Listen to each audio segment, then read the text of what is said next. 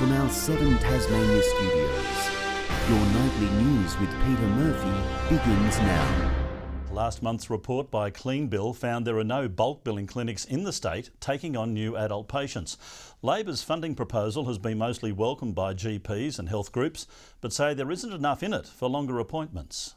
For many Tasmanians, a visit to the doctor is becoming unaffordable, and local GP clinics are feeling the pinch too. Cost of living's gone up far greater than what the bulk billing rebate's gone up.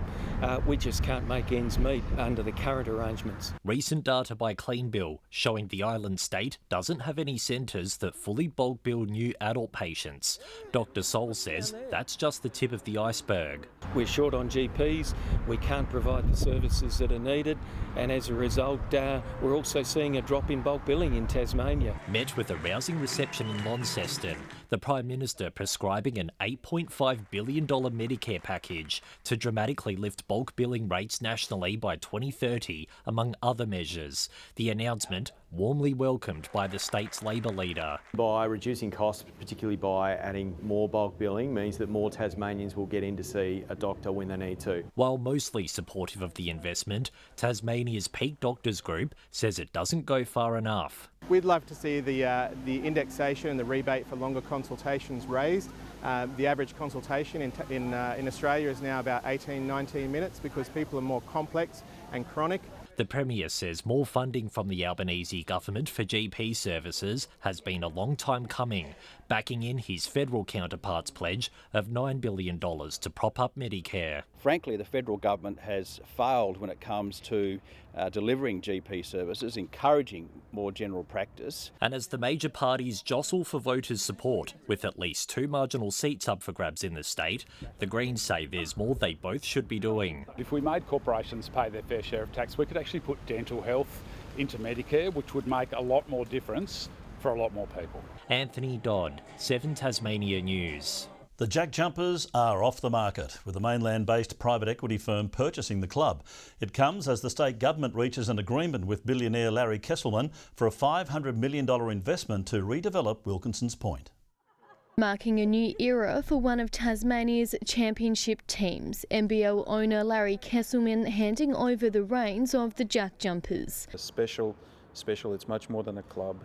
It's a special feeling that it brings to so many people. The club now in the hands of Queensland-based private firm Altor Capital. Altor Capital is extremely proud to be able to become an owner in this amazing club, which obviously holds deep significance to the state of Tasmania. The sale follows months of negotiation with several interested parties. A sense of pride in the fact that there has been such a strong interest. I think something like 30 companies looked at purchasing the club. Altor will take a 51% majority stake from mid this year before gaining full ownership by 2027. But Mr Kesselman's confident the Ant Army's legacy will keep marching on.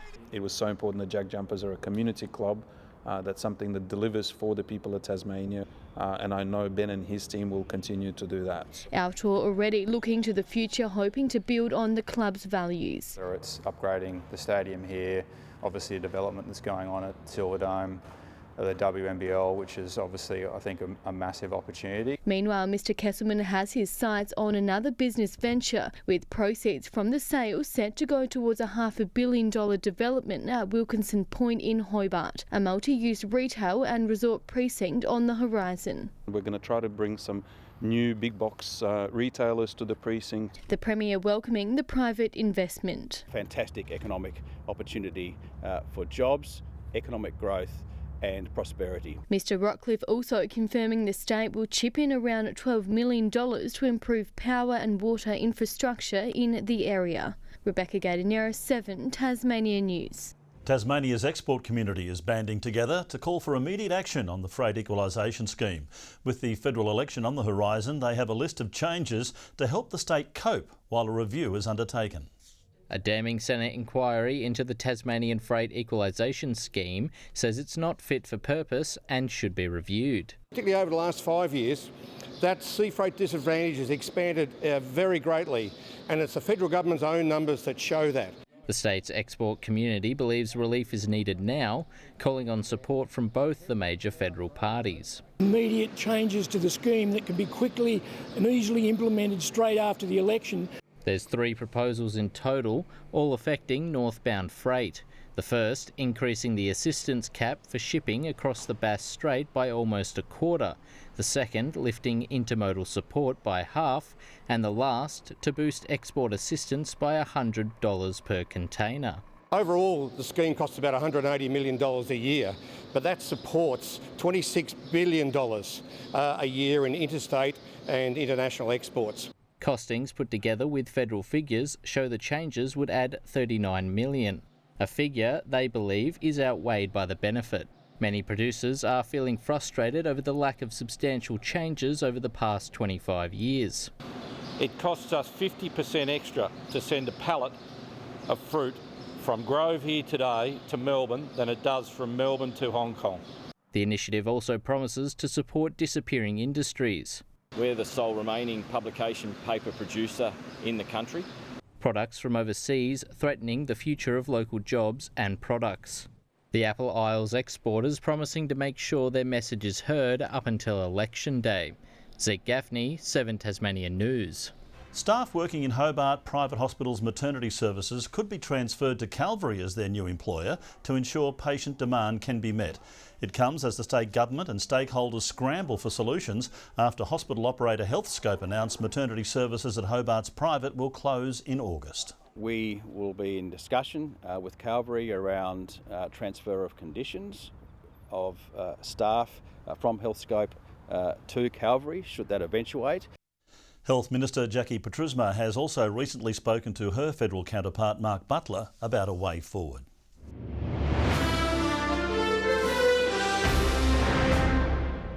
The best up-and-coming footballers had the chance to impress at the AFL World at the Tasmania Devils Testing Day.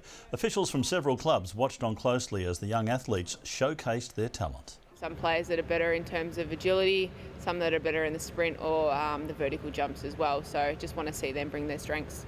The young prospects getting a taste on what to expect in a career as a professional footballer. It's also the first assessment of the year for the players, the AFL draft looming at the end of the calendar year. It's an opportunity for them to experience what it could be like at the end of the year and understanding there's going to be other opportunities for them to impress physically. The future is also in sight, the Devils AFL and AFLW debut just a few years away. Residents in the east coast village of Bolton's Beach are being urged to monitor conditions tonight. A bushfire burning near Hermitage Road, prompting a watch and act warning from authorities. Tasmania Fire Service says there is no immediate threat. Meanwhile, in the west, a stay informed alert has been declared across Sandy Cape, Tickawappa Plateau, Pyman Heads, Conical Rock and the Overland Track. But emergency services are urging caution as warm and gusty conditions continue over the coming days. A total fire ban remains in place until 2 o'clock tomorrow morning.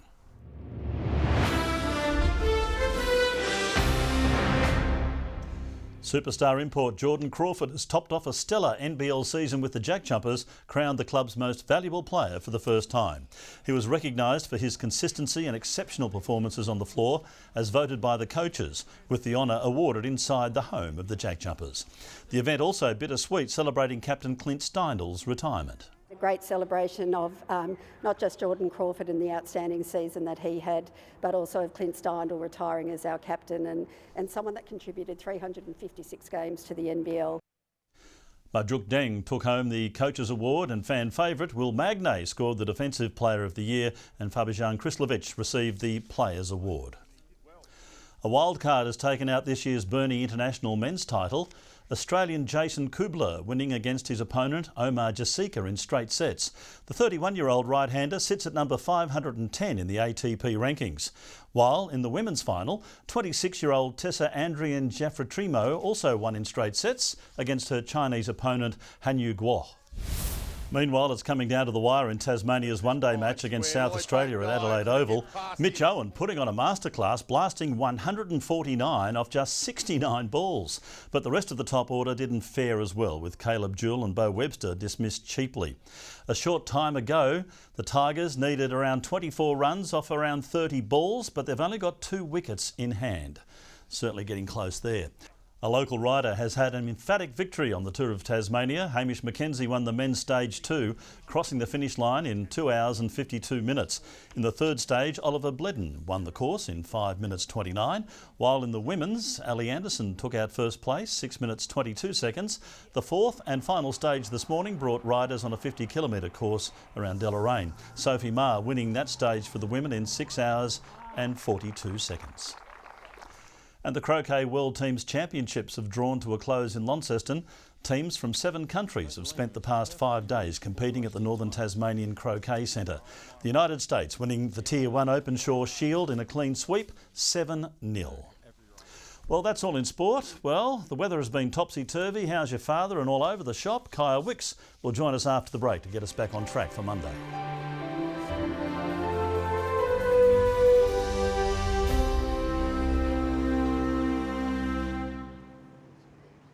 Good evening. Many may have woken to thunderstorm activity right across the state overnight.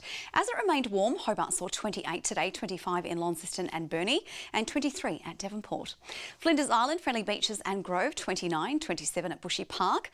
Maria Island, 26, 23 at Smithton and Low Head. King Island and Strawn, 22 and 17 at Lyweni. Fast-moving low to mid-level cloud moved over the state from the northwest to the southeast today.